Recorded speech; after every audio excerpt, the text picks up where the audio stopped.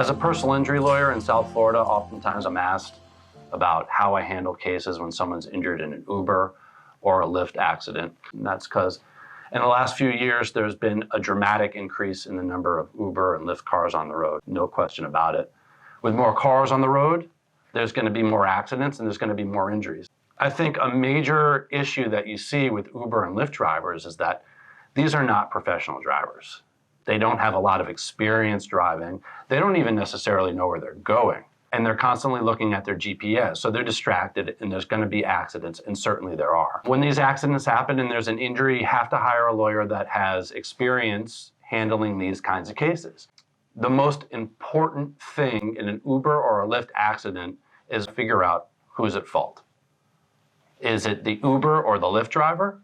Or is it somebody else that's at fault and you happen to be in the back of an Uber or a Lyft? That's most important. Next thing is you need to know the status of the Uber or the Lyft driver.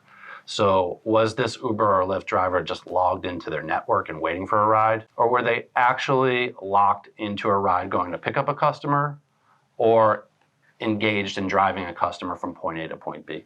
That's really important because the status then dictates how much insurance coverage there is.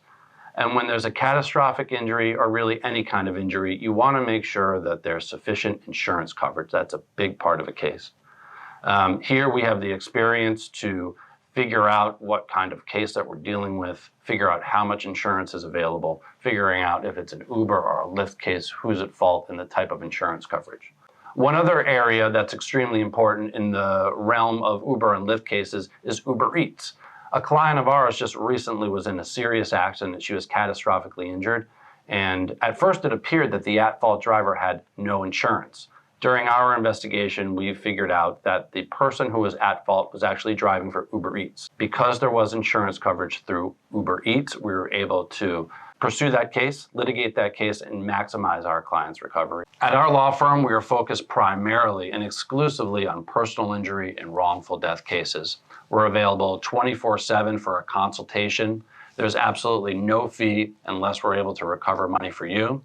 So if you have an auto accident, if you need representation, give us a call. You will get to speak with me personally to be able to educate you about the process and be able to maximize your recovery in any personal injury case.